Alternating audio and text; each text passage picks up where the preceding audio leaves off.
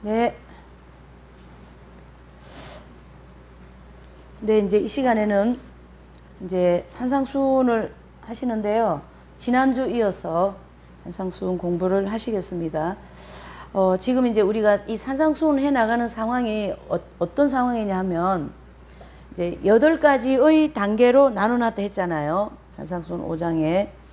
그러면은 요 8가지의 단계가 성장론 중심으로 나가고 있다고요. 성장론 중심으로. 그래서 8단계를 나누어서 영혼을 이렇게 하나님이 성장시켜 나가신다라는 것을 산상수훈 중심으로 지금 보고 있는 거예요. 그래서 이제 지난주까지가 2강이고 오늘이 3강인데요. 여기 이제 마음이 가난한 자, 또 천국을 얻음, 애통하는 자는 위로를 받음, 온유한 자는 땅을 기업으로 받고 의에 주리고 목마른 사람은 배부름을 얻을 것이다. 이렇게 점진적으로 이 단계를 중심으로 성장을 해 왔는데, 이 긍휼히 여기는 단계, 이 지난주 조금 했잖아요. 긍휼히 여기는 단계, 여기는 하나님께서 많은 것을 목회하는 사람은 목회가 잘 되게 해주시고, 또 설교를 하면 설교하는 데 대한 필요한 그런 모든 지식이나 영감을 풍성하게 주실 것이고, 이렇게 해서 하나님께 받은 것이 부흥성하기 때문에 그 마음에 많은 사람들에게 베풀고자 하는 마음도 생기고, 또 많은 사람들을 불쌍히 여기고 긍휼히 여기는 마음을 가지고 있다라는 거예요. 여기에서. 그래서 이 단계에서 하나님께서 많은 일을 시켜셔요. 많은 일이 되기도 하고요. 그래서 이제 여기서 우리가 하나 짚고 넘어가야 될 게 뭐냐 하면, 이 단계에서 자아를 많이 깨트리신다라는 거예요. 자아.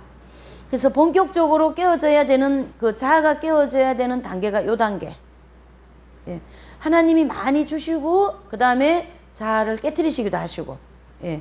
그래서 여기 이제 보면은 8단 진복에서는 긍휼히 여기는 자는 긍휼히 여김을 받을 것이며 이렇게 되어 있고, 그 다음에 이 히브리서에서는 하늘의 은사를 맛보며 성장하는 과정 이렇게도 표현했고, 그 다음에 워치만니 같은 분은요, 성령의 훈련받는 단계.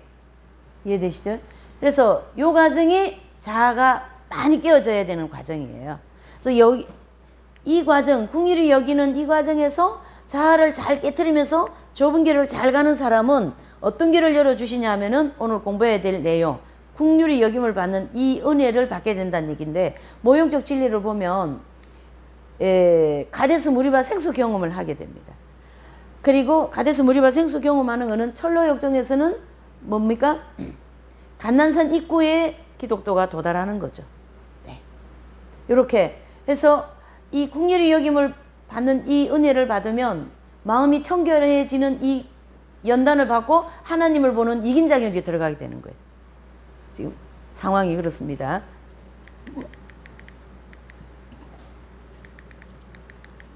그래서 오늘은 이제 마음이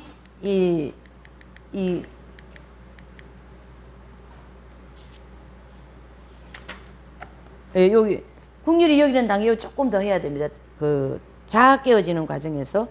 예.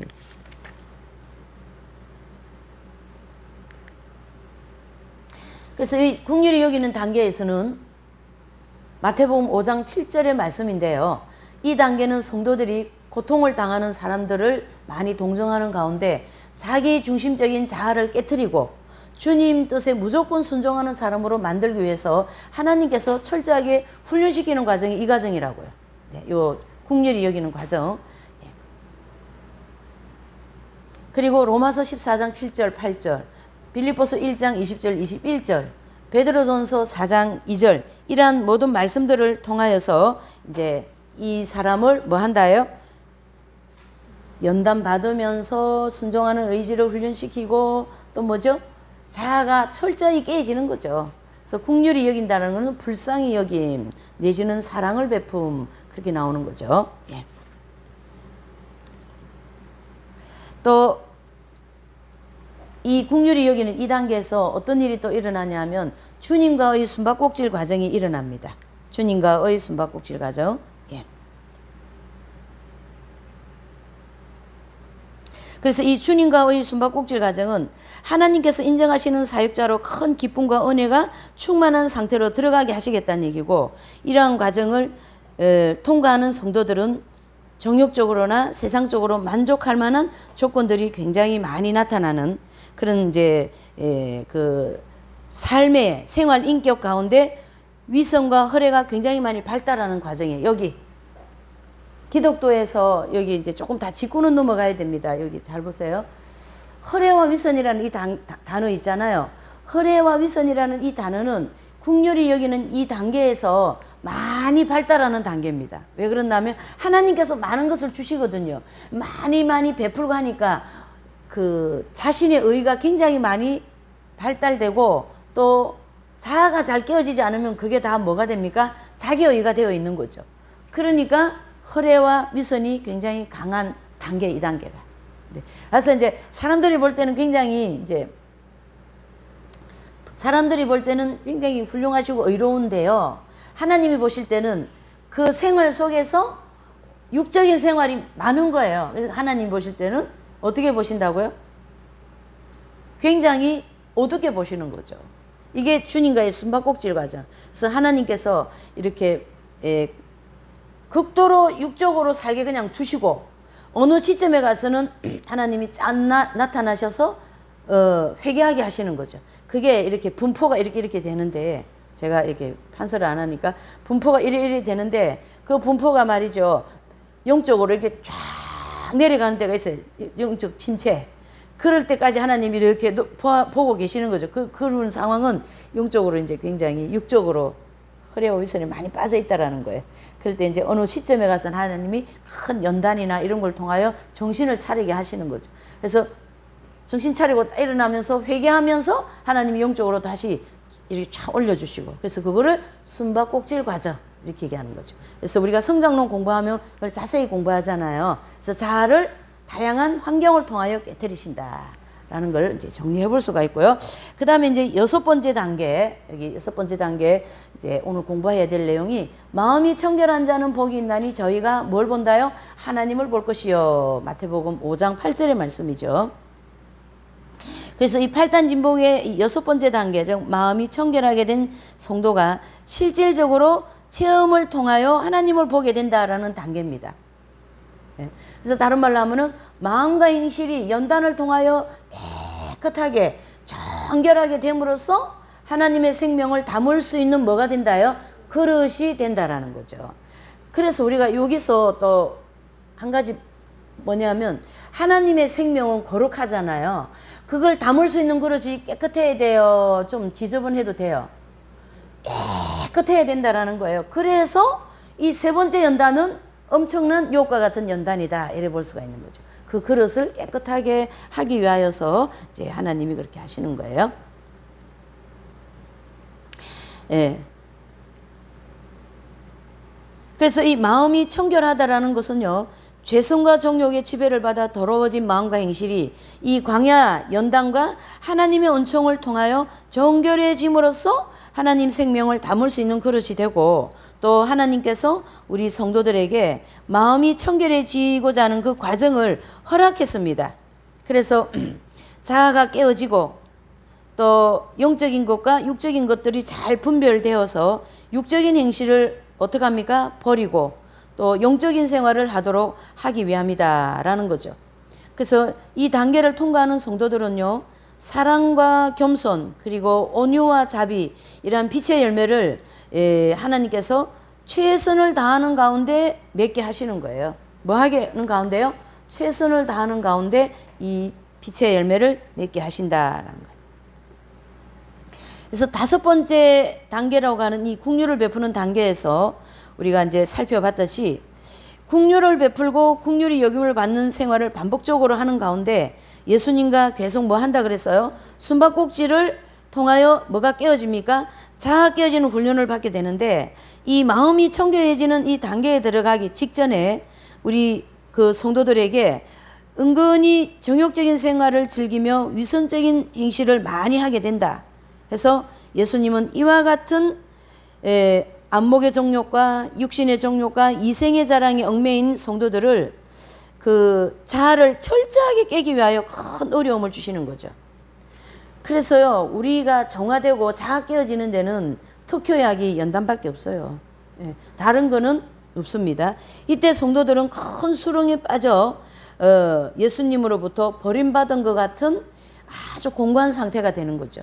그래서 하나님의 풍성한 은혜를 체험하게 되면 하나님은 또 과감하게 결단하고 큰 손해와 희생을 당할지라도 밝은 빛된 그 하나님의 말씀을 지극히 좋아하면서 철저한 영성 생활로 들어가게 됩니다.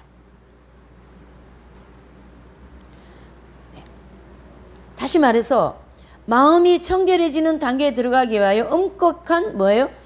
영적인 생활을 한다는 얘기죠. 그래서 이 영적 생활을 이제 어디까지가 영적 생활이야?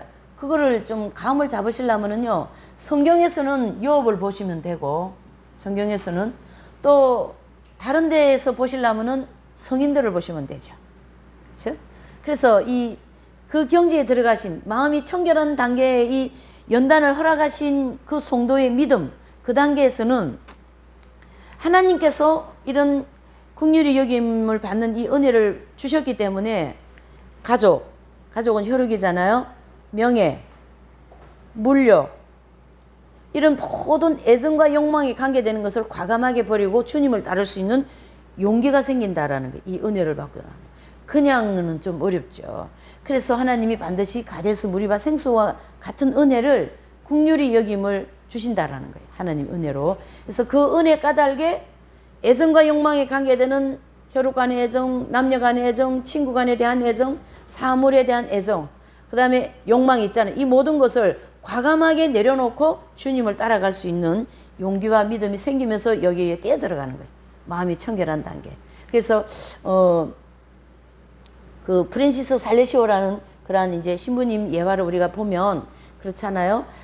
주교, 그 다음에 참 그 신부님, 또 학자로서 그 당대의 최고의 어떤 그런 권위, 또 덕도 많으세요. 여기까지 성장하신 분이기 때문에 덕이 많으시겠죠.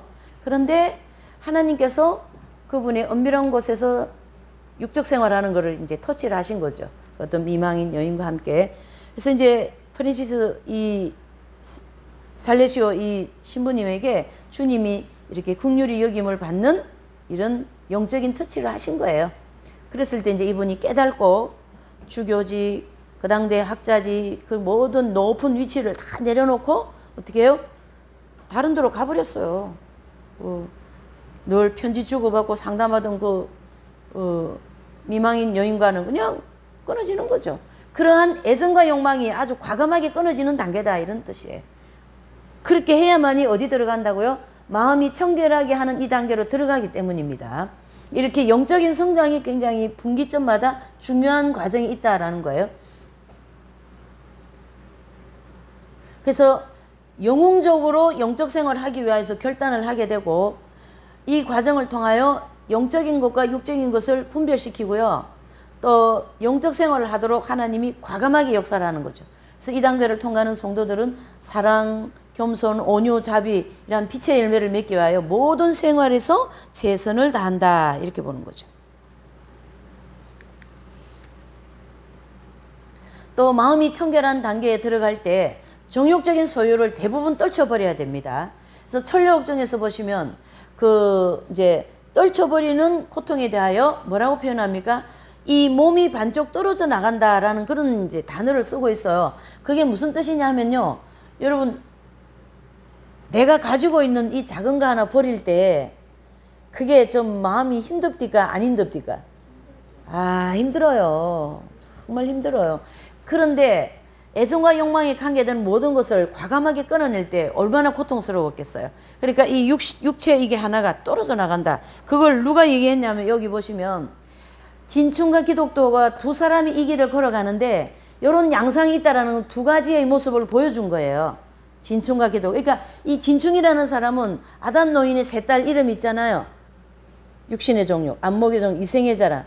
이 세 딸과 결혼을 시켜주겠다고 유혹을 한 거예요. 이 아담 노인이라는 사람이 진충에게. 그래서 그 결혼을 시켜주겠다라는 그 내용을 떨쳐내는데 육신이 반쪽이 떨어져 나가는 것 같은 고통을 겪었다라고 기록을 하고 있다는 얘기예요. 그만큼 육신의 것들을 내려놓기가 엄청나게 고통스럽다, 이렇게 얘기하는 거죠. 이와 같이 모든 것을 떨쳐버린 성도들은 하나님의 생명의 내조와 성결 온청을 기대하면서 철저하게 영웅적인 영적 생활을 해나가는 그러한 단계입니다. 어떤 단계가요? 마음이 청결한, 말 그대로 마음이 청결해져야 되잖아요. 예. 행실이 아닙니다. 지금 여기는. 예. 이러한 목표가 있기 때문에 모든 역경을 잘 극복할 수가 있다. 이렇게 보는 거죠. 예.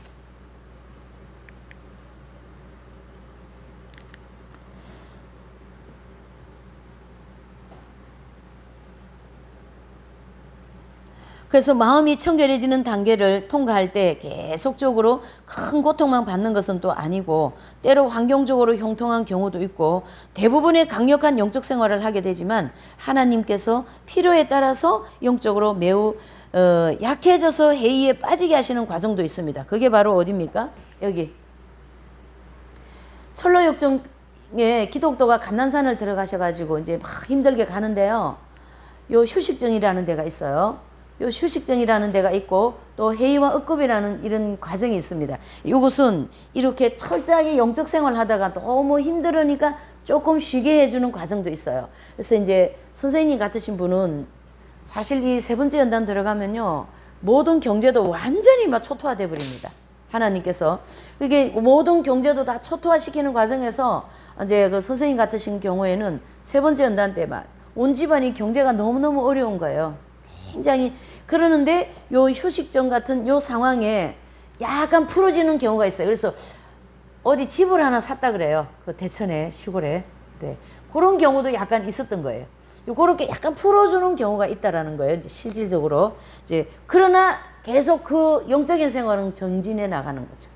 추운 겨울 방에 그냥 혼자 계시고 발이 동상 걸려가지고 막 그냥 발이 그냥 다 얼었다가 녹았다 이래서 막 터지기도 하고 말이죠. 네. 여름에는 막 이 니트 스웨터를 그냥 입고 계시는 거예요. 여름에도. 예?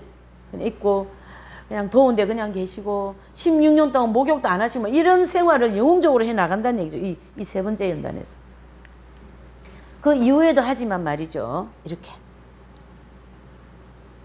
이렇게 할 수 있는 것은 목표가 뭐 하기 때문에요? 뚜렷하기 때문에 바로 하나님을 본다라는 그 목표, 즉 생명이 합일된다라는 그 목표가 뚜렷하기 때문에 될 수 있다. 그래서 하나님께서 이와 같이 철저한 영적 생활을 가끔 약해지게 하게 하는 이유는 성도들로 하여금 좀 더 깊은 참여를 할 수 있도록 하기 위함입니다. 그래서 더 깊은 뭡니까? 회개를 하게 하시는 거죠. 그래서 사도 베드로가 이 과정을 통과할 때 예수님을 3번이나 부인하잖아요. 이러한 실패 때문에 뼈가 녹는 참여를 합니다. 누구가요? 베드로는. 그래서 그 마음과 행실 가운데 더 정결해질 수 있도록 하시는 거죠. 하나님께서. 네. 그래서 마음이 청결해지는 단계를 통과해서 성도들의 지극히 뭐예요? 작은 자아까지도 철저히 깨어져 나가게 하시고 또 분리시키는 일을 하십니다. 그래서 육신의 정욕과 안목의 정욕과 이생의 자랑을 속한 모든 소유를 철저하게 버리고 오직 하나님 한 분만은 온전히 사랑할 수 있도록 인도해 주는 것입니다.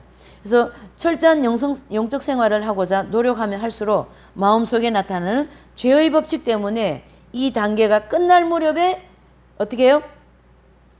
이 생명의 성령의 법칙이 나타나게 하심으로써 이 죄의 법칙은 해결이 납니다. 네, 생명의 능력이. 그래서 이때 생명이 내주합일됨으로써 몸 전체에 전신갑주를 입는 것처럼 신비스러운 생명의 감각이 능력이 계속적으로 나타납니다. 이것을 성 어거스틴 성자는 그 책들에도 생명의 감각이라는 말로서 경험적인 증언을 많이 하고 있고요. 또 하나님으로부터 흘러내리는 생명수가 성도들의 어디로부터요? 이 이마를 통하여 흘러 들어오는 체험을 계속적으로 하게 됩니다. 이와 같이 생수가 흘러 들어오는 체험과 생명이 내주합일된 경험을 8단 진복에서는 하나님을 볼 것임이라 이런 표현을 하고 있어요. 그래서 하나님을 본다라는 것은 우리가 뭐 은혜 조금 받고 하는 그런 단계가 아니겠죠. 어떤 단계예요? 실제로 하나님이 그 속에 들어와 버린다 그런 것이죠. 그래서 엄청난 단계다 이렇게 볼 수가 있는 거죠.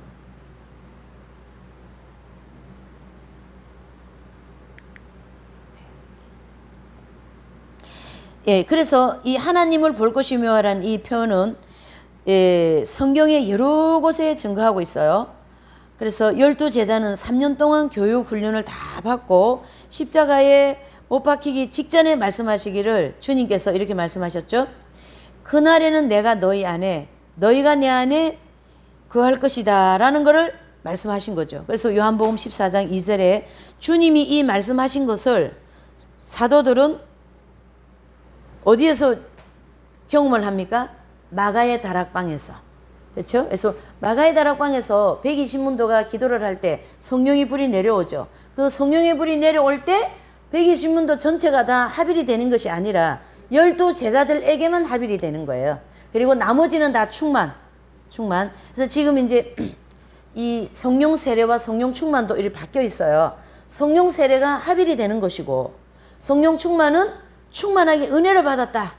그래도 은혜가 좀 떨어지면 또 충만이 떨어져요. 그렇게 보시면 되는 거죠. 그래서 충만은 광야에서 이루어지는 일이고요. 성령 세례는 세례 자체가 실제로 이루어진 거죠. 그래서 생명이 실제로 들어오는 단계를 성령 세례다. 이걸 바로 영적 할례, 그리스도의 신의 성품 참여하는 거 그런 얘기예요. 이게 지금. 그래서 베드로후서 1장 4절에 보면 너희로 정욕을 인하여 세상에 썩어질 것을 피하여 어디에요? 신의 성품에 참여하는 자가 되려 하였으니 이란 말씀은 다 이 경지를 가르치게 하고 하나님의 생명이 내주하는 체험을 가르쳐 말한다. 그래서 세상에 썩어질 것을 피하여 라는 말씀은 성도들의 영 속에 하나님의 생명이 내주합일되기 전에 광야 연단 과정을 통과하여 마음과 행실이 정결해진다는 것을 의미합니다. 그래서 이 말씀은 정욕적이고 마귀적이고 세상적인 육신을 따라 살던 성도들의 마음과 행실이 정결하게 되어진 후에 비로소 무엇이 들어온다요? 하나님의 생명이 내주합일되는 진리를 가르쳐주고 있다는 거예요. 어디에서는요? 마음이 청결한 자는 하나님을 본다라는 것은 2단계다. 8단 진복에서 얘기하는 거. 그래서 출애굽할 때부터 즉 이스라엘 왕국 발달 과정 보면 출애굽할 때부터 솔로몬 왕 때까지 이스라엘 왕국이 500년의 역사를 중심으로 하는 이 모형적 진리를 보면 가나안 땅을 젖과 꿀이 흐르는 땅이라고 했고 이 젖과 꿀이 흐르는 땅이라는 것은 하나님으로부터 흘러내리는 생명수가 흐르는 천국을 상징하는 거예요. 이해가 되시죠? 그래서 여기 이제 도표를 한번 보시죠.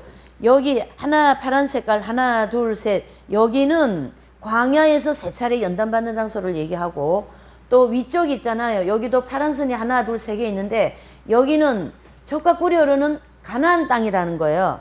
그 가나안 땅은 여기서 지금 실제로는 어디예요? 천국이잖아요. 그러니까 요 프랜시스라는 사람이 여기 몸은 담고 있지만은 영혼은 천국을 이루었다고요.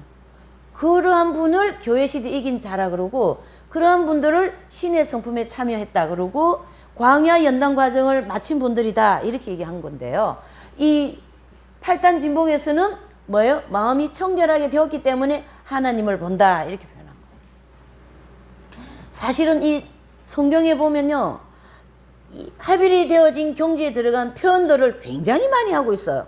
근데 그 표현들을 여기서 전부 다 적용하기 때문에 그냥 여기 그냥 이렇게 되는 건데 실질적으로 이긴 자들에게 들어간 분들에게 해당되는 말씀. 그래서 주님이 내가 너희 안에 너희가 내 안에 이 말씀이 그날에 이루어질 거다. 그날은 언제입니까?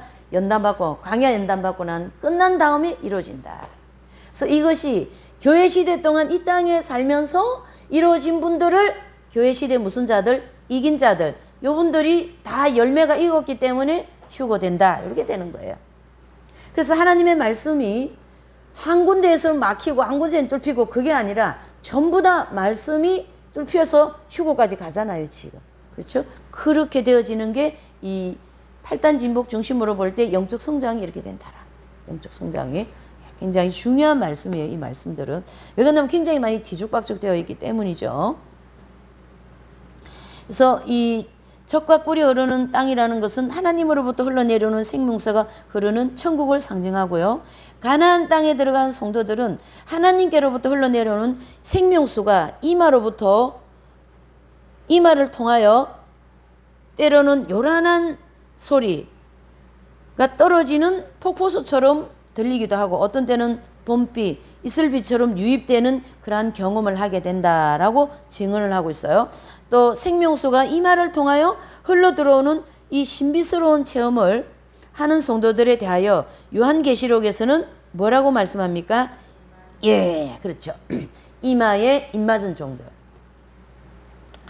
이렇게 마음이 청결한 자는 복이 있나니 저희가 하나님을 볼 것이며, 여기서 하나님을 본다라는 것은 광야 연단 과정을 다 마침으로써 마음이 청결해진 성도들의 눈에 보이지 않고 손에 잡히지 않을지라도 하나님의 생명이 그의 영속에 합일되는 이러한 신비스러운 체험을 통하여 하나님을 알게 하신다라는 거죠. 참 신비한 은총이죠. 그래서 신비한 기독교다 이래 볼 수가 있는 거죠. 그래서 광야 연단 과정의 은총으로 말미암아 마음과 행실이 정결하게 된 성도들의 영속에 하나님의 생명이 내주합일되고 천국에 계신 하나님의 보좌로부터 생명수가 계속적으로 그 성도들의 이마에를 통하여 풍성하게 유입이 되는 체험을 가르치게 한다.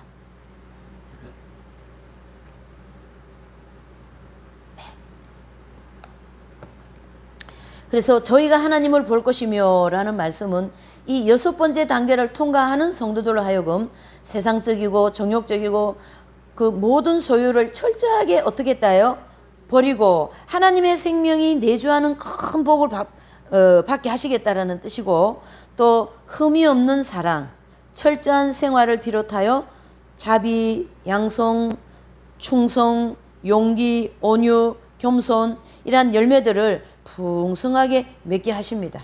그러면서 영적으로 빠르게 성장하여 생명수가 유입되고 생명이 내주합일되는 경지를 도달하게 하시겠다라는 거예요. 그래서 우리가 지난주에 공부했죠. 스위덴 브루그는 이 빛이 어떻게 해요? 빛이 유입되면서 점진적으로 이 과정에 도달한다라는 것은 이때 빛이 유입이 되는 거예요. 이때. 이런 과정을 통하여 그 사람의 내면에 빛이 점점점 깊이 들어가서 여기를 통과하여서 어떻게 해요? 그 하나님을 본다라는 거예요. 그렇죠. 그래서 내분의 빛이 조금씩 들어오면서 그 우리의 내분 안에 영혼 안에 빛이 확 들어가가지고 그분 자체가 아예 들어가시는 그런 과정이 여기서 자아가 깨어지고 더 영웅적인 영적 생활을 하면서 그렇게 되니까 성인들의 삶이 그런 게 나온 거예요. 예. 젬마 갈간이 같으신 분은 그 옛날에 이 골수염이 생겼어요. 마취가 없잖아요. 마취하지 않고 그냥 수술을 합니다. 그 고난, 예수님의 고난에 참여하기 위해서. 정말로 이 단계에서 신앙생활을 하는 분들은요, 가히 따라가기가 어려워요. 그래서 세상이 가히 감당을 못하더라 그랬어요. 세상을 이긴 분들이니까 그렇게 되는 거죠. 이 과정이. 네. 제가 이 과정을 왜 선명하게 하냐 하면요, 이 과정이 선명해야만이 이긴 자와 광야의 성도가 구분이 정확하게 되기 때문에. 그 이긴 자는 그냥 뭔가 이래 해요. 우리가 이 공부를 여러 번 했기 때문에 이제 많이 이제 정리가 되지만은, 네, 그렇습니다. 그래서 하나님께서 휴고되는 성도들은 이런 분들입니다. 그러니까 이 세 번째 연단이 결국은 7년 대환란에 해당되는 연단 아니겠어요? 그러니까 뭐예요? 그분들은 이미 7년 대환란 오기 전에 이 과정을 통과해요. 네, 그게 바로 마음이 청결해지는 단계다. 이렇게 보는 거죠. 그런데 많은 사람들은 영적으로 초보 단계에 어떤 성자들처럼 철저하게 살 수 있는가, 어떻게 적당히 살면서 영적으로 높은 경지에 이르를 때 철저한 생활을 하면 되는 것이 아니냐고 이렇게 생각하기 때문에 그러한 경지에 도달하지 못합니다. 이렇게 증언하고 있어요. 그래서 프랜시스나 선다싱을 비롯한 많은 성자 성녀들은 그러한 신앙의 출발점부터 철저한 걷기 생활을 하며 주님을 위하여 온갖 정성을 다 바쳤고, 또 뭐죠? 희생적으로 충성하였기 때문에 영적으로 높은 경지에 들어갈 수 있었다라는 거죠.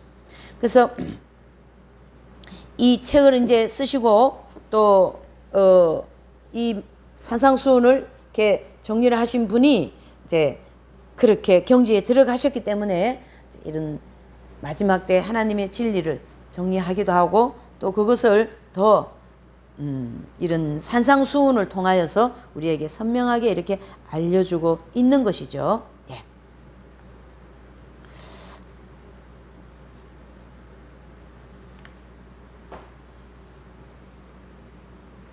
그래서 이 마음이 청결한 한 자에게 하나님을 보는 요 사람들은 우리가 이제 알다시피 교회 시대 이긴 자들로서 휴고가 되고 또 이분들을 통하여서 교회사 전체의 역사를 이끌어 오셨다는 얘기죠.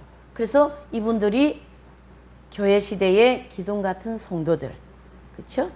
익은 열매 되신 분들, 또 뭐예요? 하나님의 전신갑주를 입은 분들, 또 교회사의 12제자부터 시작하여서 누구죠?